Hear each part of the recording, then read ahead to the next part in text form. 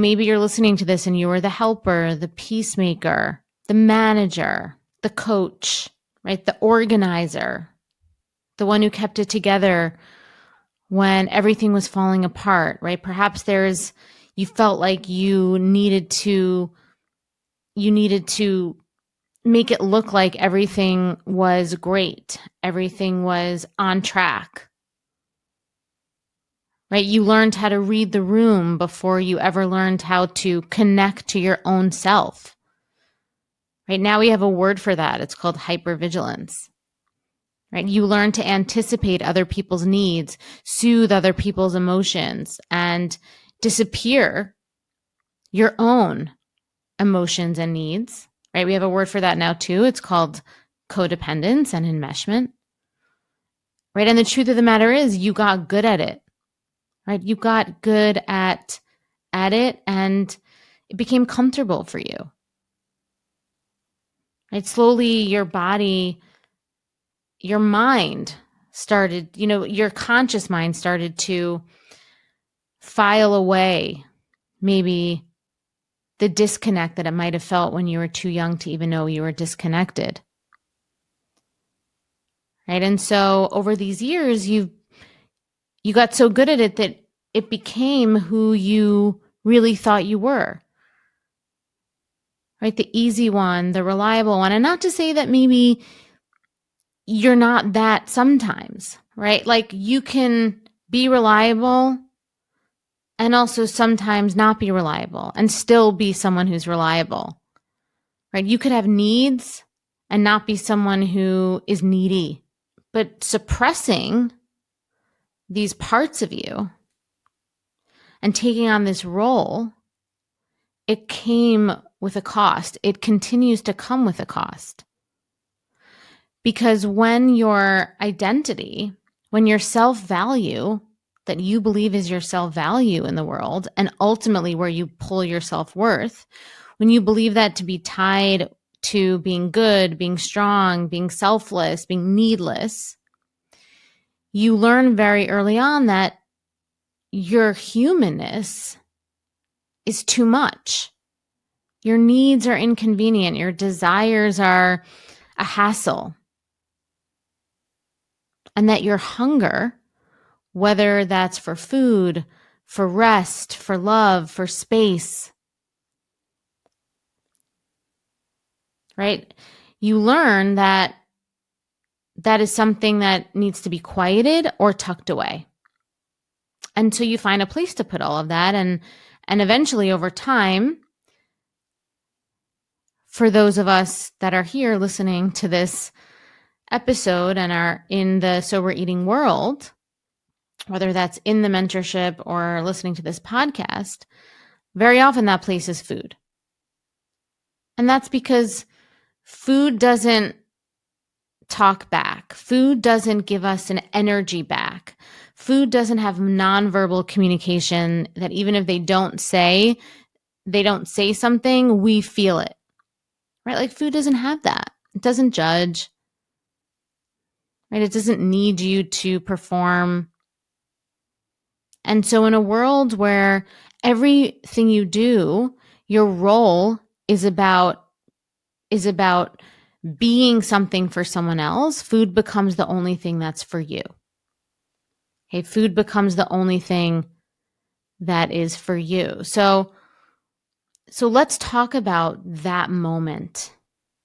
Right? Let's talk about that moment in time at the end of the day where everyone's been fed, emails have been answered, expectations have been met, you've made everyone feel good, right? There's no more, stimuli coming at you. There's no more fires to put out. And suddenly it's just you. Suddenly it's just you with all of this energy and charge,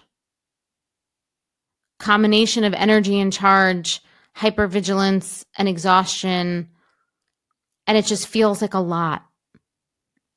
And it feels kind of all mushed together. and no one's there, and there's the pantry, there's the fridge, there's the million of food apps on your phone, Uber Eats, Caviar, Seamless, DoorDash, right? So many. 1, 2, 3, click. And even though you might have told yourself earlier on, or maybe it was yesterday, or maybe, it was the starting over Monday mindset where you're not going to do it again.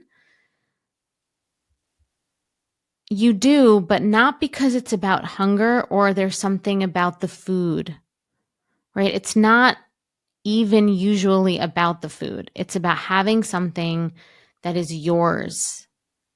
It's about taking action, engaging in something that's yours. It's about reclaiming a tiny piece, a tiny slice of autonomy in a life where everything else might feel borrowed, expected, or accounted for. Right? So that late night snacking, the zoning out in front of a movie with chips, right? Like where you feel like you can't just relax and watch a movie without also eating and doing. Right? The moment where you say, screw it, right? It's your nervous system's way of saying, I need relief. I need out. I need a break from this role. But what starts out as relief, what starts out as something that makes you feel resolved and content and kind of like, oh, okay, I'm here. What starts out as that feels like it's embodiment, it's not, it's a prison. It becomes another type of prison, right? So this is the crux of the thing, right? We use the food to feel our sense of embodiment, but ultimately what it does is it doesn't create authentic embodiment, which is something that's enriching. Instead, it becomes another kind of prison. Because the food isn't enriching you, like I said. It's not soothing you in a purposeful way. Instead, it's holding your secrets. It's holding your unmet desires, your unmet emotions.